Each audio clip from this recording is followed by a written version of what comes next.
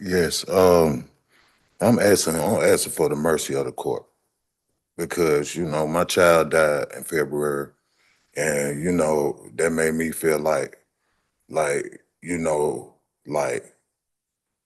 it made me feel real bad about it. Like I wasn't even there. Good morning, Mr. Edmond. I'm wondering how you doing. I'm okay. How about you? Fine. Okay. Mr. Edmond, Ms. Rios tells me you're prepared to enter pleas in your two cases. Is that correct? Yes, sir. Okay. Ms. Davis, who's the prosecutor on your two cases, is going to swear you in a minute and ask you a bunch of questions. You'll need to answer those as best you can, and you should let me or Ms. Rios know if you've got any questions. Will you do that? Yes, sir. Okay, and make sure you speak up. And Ms. Rios, can you bend the microphone down towards Mr. Edmond a bit? Thank you. We've got two cases this morning with you. It's 25 SC 003445 and 25 SC 004469. Please to both those. Mr. Edmond, I don't know if these are negotiated or not, but regardless, in the end, your lawyer is going to be making a recommendation. If I follow that recommendation, then the plea is binding. If I impose a sentence that is more severe than what Ms. Rios asked for, you'll have a chance to talk with Ms. Rios about whether you want to accept that sentence or if you want to withdraw your plea. Today is what we call your final plea date, which is time during which you could say no thank you if you don't like the sentence that I impose. I may well go along with what Ms. Rios says, in which case that's what you asked for. And so you're going along with it as well. But if I disagree with something and say, and I'm making this up, you know what?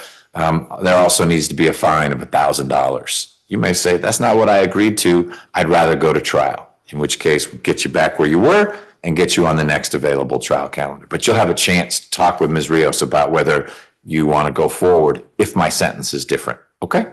Yes, sir. All right, Ms. Davis, when you're ready. Are you able to read, write, and understand the English language? Yes, ma'am. Are you a United States citizen? Yes. Do you understand that you're charged with the following offenses? In an indictment 25 SC 003445, possession of methamphetamine with intent to distribute, possession of a firearm during the commission of a felony, willful obstruction of a law enforcement officer, reckless conduct, use of a firearm by a convicted felon during a crime, and firearm by a convicted felon. Do you understand that? Yes, ma'am. And then do you understand that in 25 SC 004469, you're charged with possession of a methamphetamine with intent to distribute, possession of a firearm during the commission of certain felonies, obstruction of a law enforcement officer, battery, simple battery, fare evasion, and use of a firearm by a convicted felon? Yes, ma'am. Do you understand that you have the right to plead either guilty or not guilty to the charges? And if you plead not guilty or remain silent, you may receive a jury trial. Yes, ma'am. Have you had enough time to speak with your lawyer, Attorney Rios, about all the facts and circumstances known to you in both indictments, including any potential defenses? Yes, ma'am. Are you satisfied? Do you need more time to discuss this case with your attorney? No, ma'am. Are you satisfied with her services? Yes. Attorney Rios, do you waive formal reading of both indictments and any and all defects therein for the purposes of this plea? Yes. Mr. Edmond, do you remember being arrested on these charges in both cases? Yes, ma'am. Your Honor, the state is unaware of any outstanding warrants related to these cases. Attorney Rios, are you aware of any outstanding warrants related to these charges? No. Mr. Edmond, has your attorney advised you of the minimum and maximum sentence for each charge to which you are pleading to today? Yes, ma'am. Okay, and I'm going to go through those in 1 second. I want to pull up the indictment to make sure. Give me 1 second too, please. I got it. This is All right. Okay. I found it. All right. okay. I'm going to start with indictment 25 SC 003445 for possession of a methamphetamine with the intent to distribute. For that is a minimum of 5, maximum of 30 years. For possession of a firearm during the commission of a crime, it is 5 years consecutive. For obstruction of a law enforcement officer, because you were just resisting arrest, it is 12 months. For reckless conduct is 12 months. Possession of a firearm by a convicted felon is 1 to 10 years, and there's 2 counts on this indictment. They're different, and so I don't know that the ranges are the same. They're different statutes. So I can look those up while you're pressing on, but I don't think it's the same range for both. Well, Judge, it was my intent just to null pros, one, I think they did it the same. The person who indicted this did it in both cases, and I was going to. You can no pros whatever you want, but one of them is, hey, you possessed a firearm and you've been convicted of a firearm offense before. And that's a different offense from the last count, which is you were a felon and you had a firearm. So I don't know that the ranges are the same, but if you're null prosing one, I just need to know which one you're null prosing. I'm moving forward with the standard 131. Okay, so you're null prosing count 5, and then count 6 is 1 to 10. Understood. And then for indictment 25 SC 004469 is the same range for the possession of a methamphetamine, 5 to 30 years. For the firearm to the commission of a crime is 5 years consecutive. Obstruction of a law enforcement officer, also 12 months 12 months maximum for the battery, 12 months, simple battery, the same. And in this one, I'll be moving to null pros count 8. I just need to get clarity on the fear evasion. That's a misdemeanor. Yes, so 12 months. Okay. So count 8 is null pros, and then count 9 is the 1 to 10. Yes, Judge. Okay. That was a lot. Do you understand everything that we were saying about the maximum possible sentence for each charge to which we described? Yes, ma'am. Do you understand that today you are entering a non-negotiated plea or a blind plea? This is where the state will still make a recommendation to the court. Yes, ma'am. Okay. Do you understand the court can impose any sentence authorized by law, including a higher sentence than that recommended by the state, up to the maximum sentence on each charge? Yes, ma'am. And then the judge already explained to you that you have the right to, at this stage, withdraw the plea if you are not in line with the sentence imposed. Yes. Okay. Do you understand that this plea may be used to enhance sentencing on other convictions in this jurisdiction, as well as other jurisdictions, including federal courts? Yes, ma'am. Do you understand that if you're not a United States citizen, a guilty plea conviction will affect your immigration status and will result in deportation, just like a conviction at a trial would? And that is true regardless of any advice by your attorney or anyone else. Yes, ma'am. You understand that by pleading guilty to a felony, if you use, receive, possess, or transport a firearm or use a firearm in a crime, you would be guilty of a felony, which can carry a sentence from 1 to 15 years in prison. Yes, ma'am. Do you understand there may be other adverse or unfavorable consequences as a result of this guilty plea conviction, just as there would be from a conviction following a trial? Yes, ma'am. For example, your guilty plea may affect the right to vote, to hold public office, to serve on a jury, to obtain a passport, to receive, possess, or transport a firearm, or the ability to obtain employment. Yes, ma'am. Do you understand that you waive any and all defenses, including any mental health defenses, by entering this plea of guilty? Yes, ma'am. Do you understand that by pleading guilty, you're giving up the following rights? And I'm going to go over 9 and then ask you, do you understand? Okay. Okay.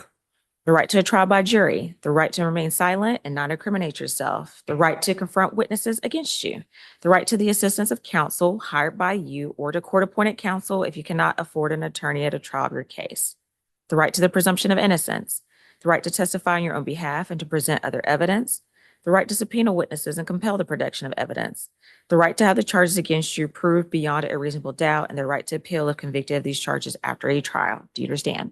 Yes, ma'am. Do you understand that you may have only a limited right to appeal these guilty plea conviction? Yes.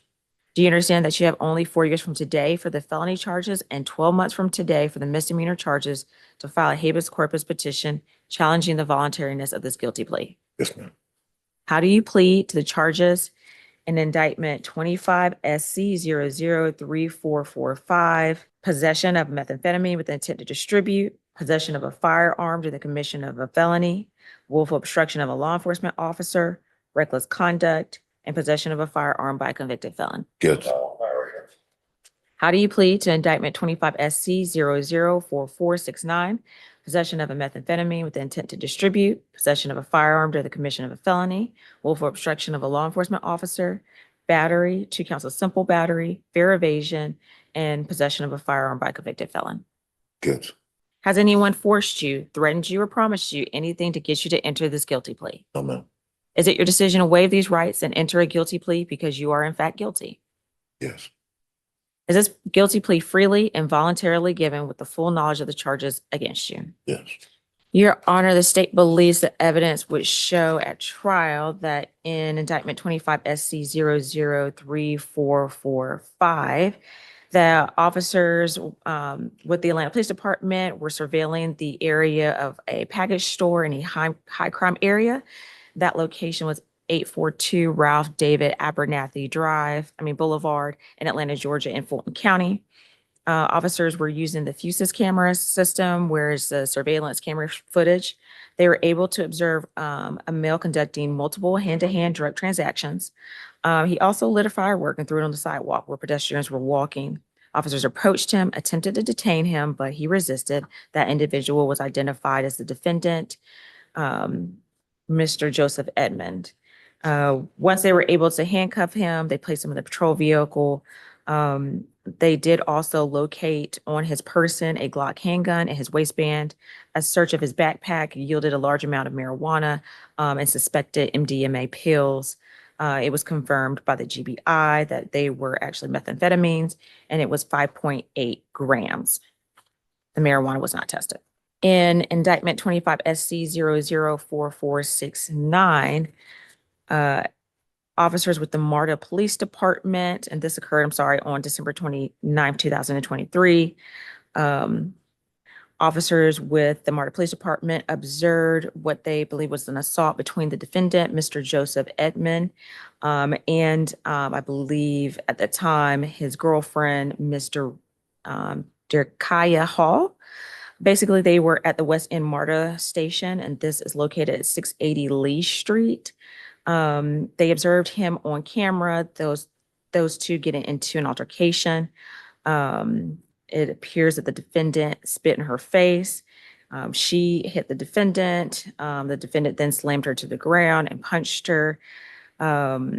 He clutched something which appeared at the time to be a weapon, and then officers attempted to respond pursuant to that incident. Ebola was sent out to all officers with pictures of the defendant. And on January 8, 2024, they spotted him at 832 Ralph David Abernathy Boulevard in Atlanta, Georgia, in Fulton County. They attempted to detain the defendant based on this incident. He attempted to leave by jumping on a scooter and then running on foot. They were able to detain him. They also located at that time a handgun in his waistband, some MDMA pills, also some marijuana as well, but the GBI did test those pills and confirmed they were methamphetamine, weighing 5.5 grams. Our recommendation for the court originally was for a 10-year sentence, for 5 of those years to be served in custody, the balance on probation. When you say originally, are you going to say a different sentence now, or that's still your recommendation? That's still my recommendation. Okay. I did say originally, Judge. Originally and currently. Okay. For the defendant to serve 5 years in custody, balance on probation, drug and alcohol evaluation and treatment if required, for him to complete his GED or provide proof to probation, complete 60 hours community service, forfeit all firearms, have no contact with the victim, and to stay away from all incident locations. All right. Have you had any contact with Ms. Hall or someone in your office?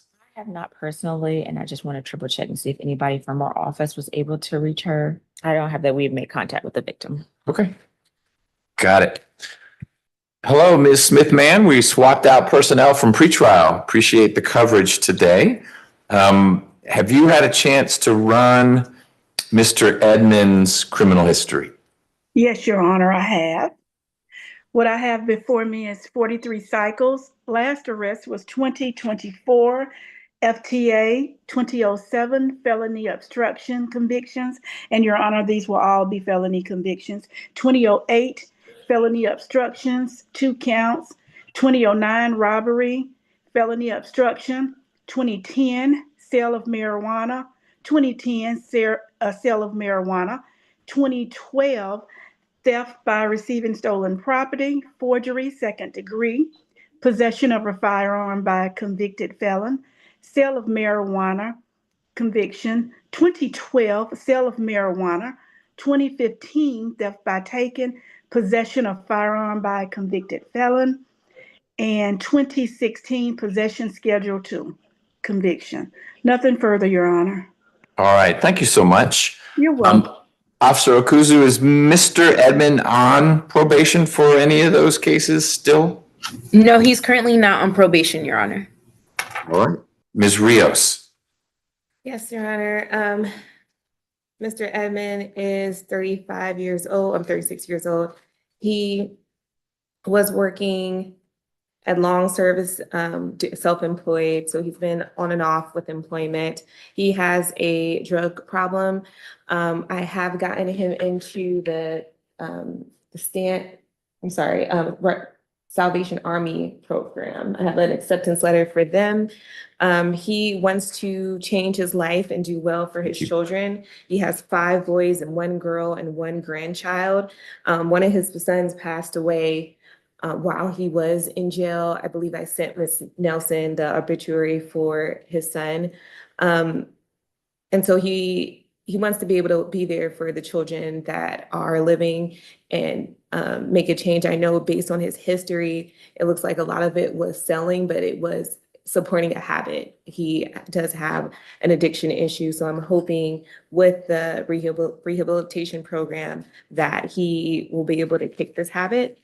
His drugs of choice are meth for the most part.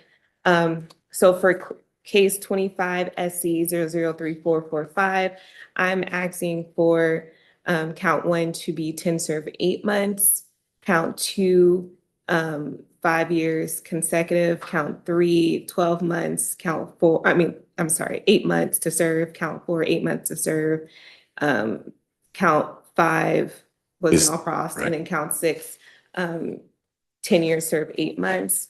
And then on 25 SC 004469, I'm asking for count 1 to be 10 serve 8 months, count 2 5 years consecutive probation, count 3 8 months, count 4 8 months, count 5 8 months, count 6 8 months, count 7 8 months, count 8 is now processed, and then count 9 10 serve 8 months. So total of 10 serve 8 months with the 5 years consecutive probation. Okay. Mr. Edmond, anything you want to add to what Ms. Rios has already shared with me? Yes. I'm asking for the mercy of the court because, my child died in February, and, that made me feel like it made me feel real bad about it. Like I wasn't even there to be there. I was in jail just because of the bullshit that I do, just for a habit, just to get drugs. You know what I'm saying? And I have more kids that need me. And my daughter, she trying to go to college, and she need me. And I just wanted to change my life around. And I never had help doing that. Nobody never helped me, period. Try to, change my life. I always get in, get out. You know what I'm saying? I never had a program. I never, been in a situation where I could help me and myself so I could help my kids. You know what I'm saying? And it just be hard. It's depressing. And, it's pitiful. So I'm just asking for the mercy of the court. It just, at least just deal with me one more time. Okay. Well, I appreciate you sharing that, and I'm glad you're realizing how the choices you've been making, and it sounds like it's often driven by addiction, not that you're willfully making those choices, are destructive for you and for your family. You mentioned you've got a daughter who's trying to go to college. How old is she? She's 17. She has my grandson. Okay, so she's in high school now? Yes. She a junior, a senior? She's in 10th grade. 10th grade? Okay. And she's the one who, she has a kid, and that's your grandkid. Okay. Yeah. Who does she stay with to help her manage things? She stays with her boyfriend. Okay. Right now at the moment. Got it. And is the boyfriend the father of the child? Yes. So they're together as a family? Yes. Is your daughter still in school? Is she able to stay in school? She's working, trying to but she's trying to maintain right now. Sure. But because she don't have no help. Got it. Does the boyfriend work? Yeah, both of them work. Okay, so they're both working to try to keep their household going. But the grandma, the boyfriend's parents been watching them and they've been complaining. So it's just like, I'd rather just help her. Sure, You know, I bet you want to be there to help. Yes. Is that daughter your oldest child? No, my oldest are 19. Okay, boy or girl? 19 boys. Well, do you have twins? Yeah. Okay, are they out of school? They're out of school. They're on the way to college. They just graduated this year. Good for them. Where are they going to college? One of them said Auburn, one of them going Georgia Tech. Okay, well, that's good stuff. And how young is your youngest? My youngest is 9 years old. Okay. And my other youngest was 5 who died. The one who passed away was 5? He died in February. Okay. I'm real sorry for your loss. That must have been difficult to be locked up when something like that happened. Well, Mr. Edmond, I find there's a factual basis for your plea in both cases. They're kind of similar, drugs and guns. Ms. Hall, is she still someone in your life that was a one-time girlfriend, long-term girlfriend? Yeah, she's still someone in my life. Is she the mother of any of your kids? No, she's just my girlfriend. Okay. Does she have an addiction problem? Yeah. She Okay. does. Meaning if you spend time with her, you both might use? I'm not gonna be with her when I get out. Okay. You're done being with her. Yeah. All right. Have you had contact with her since you've been locked up? No. I also find that your pleas are knowing and voluntary, and that just means you've understood what we've been talking about and that no one's forcing you to enter these pleas. Do you agree with that? Yes. Any questions about anything so far? No, sir. All right. I'm sentencing you pursuant to the Probation Options Management Act. Ms. Rios, can someone in my office sign the indictments for you? Yes, Your Honor. Ms. Davis? Yes, Your Honor. And Mr. Edmond, can someone sign your name electronically indicating your guilty plea in the two cases? Yes. All right. So, Mr. Edmond, I'm hearing you and feeling your plea to be given another chance to be there for your family, et cetera. And it's not fallen on deaf ears. But I also see sort of where you've gotten yourself, whole lot of arrests, serious number of convictions. And then we've got, it was almost an anniversary in January of 24 was you getting arrested with drugs and gun. And then a year later, January of 25, and it was really only, it was also on Ralph David Abernathy's, like a block away. Similar drugs, gun, and that's dangerous for you, it's dangerous for the people around you. And we need to come up with a hard stop. I'm not confident that Salvation Army is that hard stop. I'm going to come down somewhere in between what the state's recommending. I understand where they're coming from on this and what Ms. Rios is recommending. So hear me out, and then you and Ms. Rios can talk about it. And like I told you at the beginning, you can say, I can't do that, and we can get you a trial on one or both of these cases. So what I'm going to do overall, I'm going to give you the number, and then I'll tell you how we break it down. But I'm going to give you the overall number so that you and Ms. Rios can talk about it, about whether it's something that you even want to do. My sentence that I'm going to impose is 10 years to serve 3 years with the balance on probation. You'll get credit for all the time you've been in. There's no recidivist notice that I see, and so I think your convictions are parolable. And then I've got some conditions about getting your GED and things like that. But the biggest difference is Ms. Rios was asking for a sentence that will get you out in the next few days to Salvation Army. The state was saying 5 years to serve. I'm saying 3 years to serve. That's more severe than what Ms. Rios asked for. And so today you can say no thanks, and we'll make sure you get onto a trial calendar. You'll stay right where you are until that trial calendar. Or you can say, it's not what I was hoping for, but it's what moves my cases forward. And I'll be recommending that while you're in custody, you get to do the residential substance abuse treatment program, within the Department of Corrections, which if you complete, gets you out a little earlier. But that's a decision they'd make and that you'd make with them. So why don't you two talk about 10 serve 3 versus Salvation Army? And then you can let me know if that's something you want to go forward with. And then I can break the sentence down into all the little pieces that it'll have. Yes. All right? We would like to move forward with the plea. All right. So, Mr. Edmond, you and Ms. Rios had a chance to talk. She's telling me that you want to move forward. Here's how your sentence is structured in 25 SC 003 445. Your sentence as to count 1 is 5 years to serve 3 years, balance probated. Count 2 has to be 5 years and has to be consecutive. I'll probate that. Counts 3 and 4 are both 12 months to serve. They'll be concurrent with each other. And count 1, 5 is dismissed. And 6 is 5 years to serve 3 years, concurrent with count 1. Total sentence of 10 years to serve 3 years, balance probated.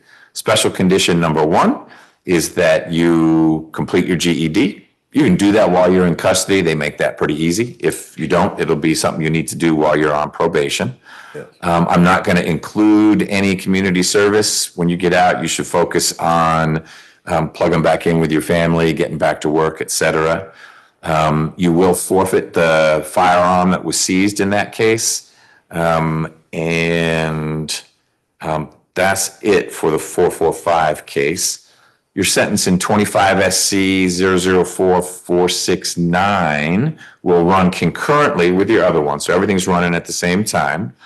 Count 1 is 5 years to serve 3 years, balance probated. Count 2 is 5 years to serve. It has to be consecutive to count 1. Counts 3 through 7 are all 12 months to serve. They'll run concurrently with each other and with count 1. Count 8 is dismissed, and count 9 is 5 years to serve 3 years, concurrent with count 1. So again, we've got a 10 years to serve 3 year sentence with those same conditions of get your GED, forfeit the gun. But that one has the added condition of no contact with Ms. Hall. So when you're out and on probation, you need to stay away from Ms. Hall. Sounds like you've already made that decision, but that'll be part of your probation. And I'm going to add language in both sentences that recommends to the Department of Corrections that you participate in their residential substance abuse treatment program, which I think will be super helpful if you get into that. You will get credit for all the time you've already been in custody. That will go towards your overall sentence. So that will count toward my parole too? Yes, sir. Okay. Right. So how am I, what percentage is parole? Like, I don't know how that works. I intentionally stay out of that mix because judges don't have any say in parole. What I can tell you is my limited understanding is it's based in part on the seriousness of the offense. And these are viewed as only medium serious. You didn't hurt anyone. And the extent of your criminal history. That's a little bigger, so that might move you in the grid a little bit. But if you had shot someone, you're going to do a whole bunch of your sentence. If what you had done was break into someone's car, you do less of your sentence. I think you're in that direction, but not a decision I make. And they don't even ask me my opinion. So I don't get to tell them, hey, Mr. Edmond is a good guy who wants to be with his family.